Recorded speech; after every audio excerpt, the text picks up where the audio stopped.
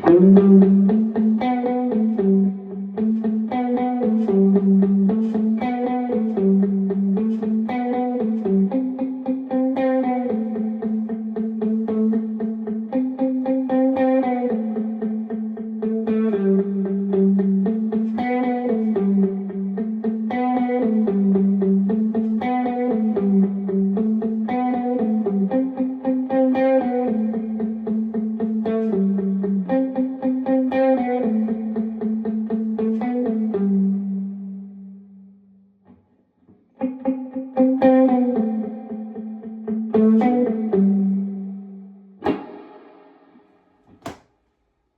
what's going on?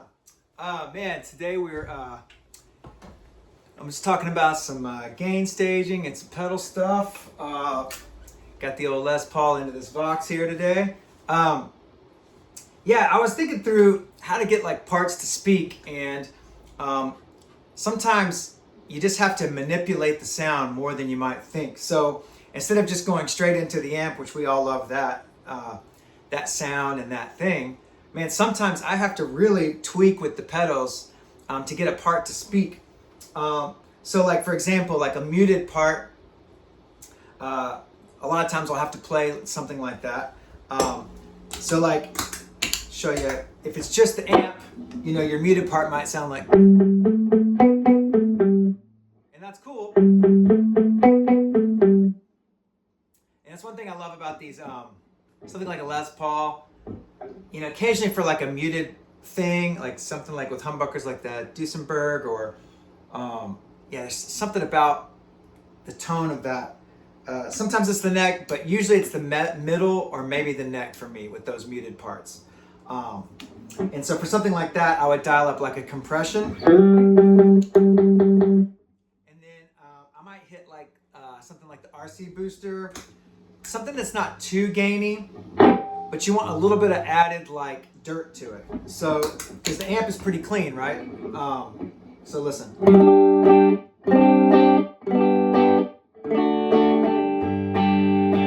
pretty clean amp, but if you add in a little bit of compression and a little bit of the RC, and I've got a little bit of top end dialed in on the RC booster,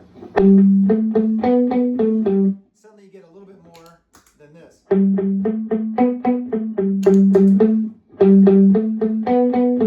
Right?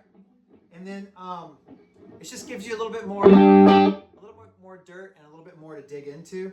And that compression grabs the notes in a nice way. I also had used a little bit of verb just to kind of give some space around the notes. If you give too much, then it's drowning in verb, so you may not want that. And then I added that JHS Emperor pedal for like a little bit of that vibrato thing. It's one thing I like to do on some muted parts sometimes is add a little bit of that vibrato, and it gives your notes just a little bit more character. You can hear what it's doing.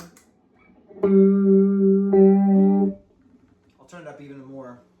And then I start just adding top end. Maybe it's a little bit of EQ from the diamond compressor or the RC booster, any pedals that you have that have a little bit of EQ in them. And you might get, there we go.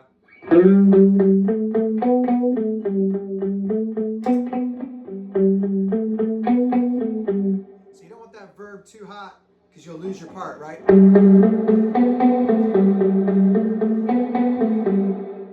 lose that in the mix. But dry is cool too, but maybe you want something that's got a little bit of, you want it to speak. Just showing you kind of how I would go about stacking pedals for like that kind of muted guitar part thing that we sometimes play. All right, so back to that sound. The other thing you could do is flip this pick around. Right now I've got it, I'm just using the pick as you normally would. This is a Dunlop 1.0, but it's got the grips on it. And so if you want to hear the difference, so here's like the way I've been playing it. Right? But if you flip it around and get the scratchy part on the pick, you can get a little bit more bite in that guitar part. So it sounds more like this. Right? Does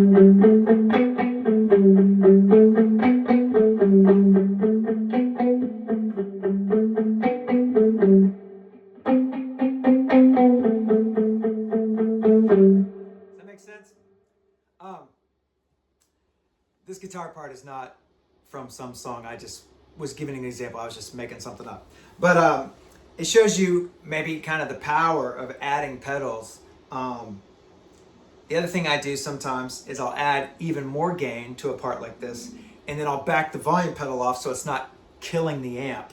So you're not like smashing the amp, but you're getting the drive, like the EQ curve of the drive pedal. I'll show you what I mean. So, so back to our part. I could add in something like the full drive. Right?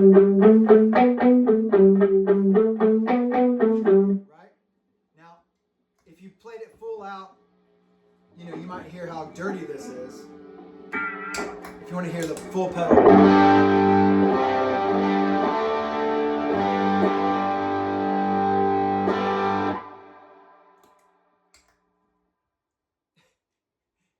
Like that's pretty gainy, right? But if you use the volume pedal to bring it back a touch, and you add that verb, right?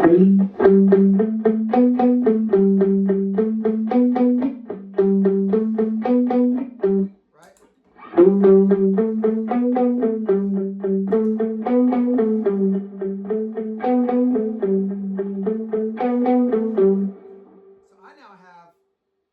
I now have 1, 2, 3, 4, 5. I've got 5 pedals on. You know, it's a simple part, and it might be implied as a clean little guitar part, but I'm using my pedals to shape the way that it sounds. And really, a lot of times I'm doing this with ears in, right? Like I'm at sound check, or maybe it's even live in the moment, and I'm like, oh, that part's not speaking. I'm gonna add the full drive because it's got the EQ curve that I want to get it to poke through the mix. So one little secret there is having something like a tube screamer, or something in that kind of, you know, sometimes for me that's the King of Tone or something, but you know, it could be like, yeah, tube screamer style pedal is pretty good for that. I've had the full drive for a long time, so that's what I'm familiar with. But anytime I can't hear a part in my ears, I would just click on something like the full drive. And even though it might sound like a gnarly tone if it's on its own, like we gave the example a minute ago of like how, like it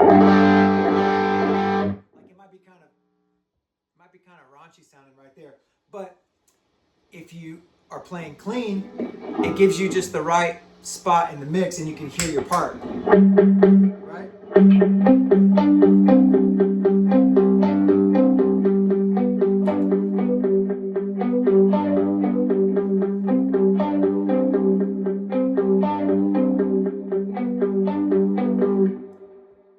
The other thing I'll sometimes do with a part like that is put a little bit of delay in there.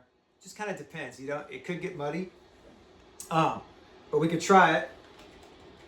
And sometimes that gives like a cool little.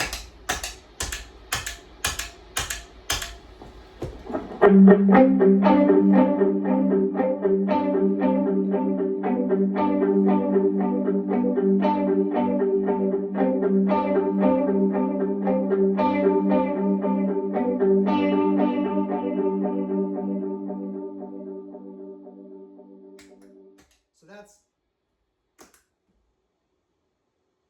6 guitar pedals for one kind of simple part. Now, I love a less is more approach to guitar stuff, so I'm not always, I don't always think that stepping on a million pedals is the right thing. But for certain parts, you're just using it to shape the EQ and shape the way that the part stands out. And that's really what I'm going for. I'm always trying to figure out how do I make this part stand out or fit in the mix the right way. The same thing is true for like soaring lead tones. Like maybe your amp sounds like this. And so if you were going to go up and be like,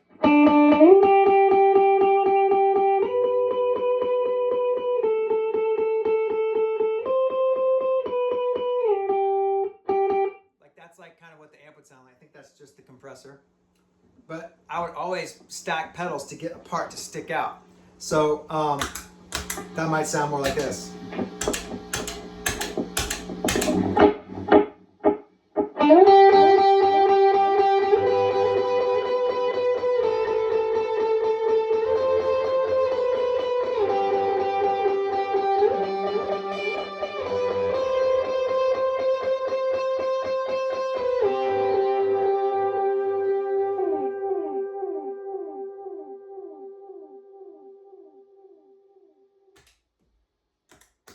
Don't you love delays? So fun. Yeah, so that was like RC and full drive, but honestly, there's times that I still want one more, so I'll stack even 3 pedals, full drive, King of Tone, RC, diamond compressor, just to get all that kind of saturation in the notes, and it kind of hangs on longer and it's inspiring to play. So yeah, just giving you some examples of kind of like how I would stack pedals. That theory, it's something I'm always playing with. There's no set way to do it. It's like, oh, this guitar part needs compression and vibrato, or this part needs a little bit of that RC booster because I use the treble knob to like make it speak a little bit better. And then the tone knobs here, I'm constantly playing with those. Like if maybe the part up here feels like it's piercing my ears. Like I'll be in the middle of a song sometimes. I'll be up here like, playing some part, and I'm like, gosh, I just feel like it's so bright. So I'll literally reach down while I'm playing and just back off the treble for that, like while I'm going up high, if that makes sense. So like you may want more treble if you're down here, and you might want to back the treble off if you're up here. I do that all the time. Okay, just a little EQ shaping. It's some tone pedal stacking things here. Yeah, thanks for tuning in, and yeah, we'll see you soon.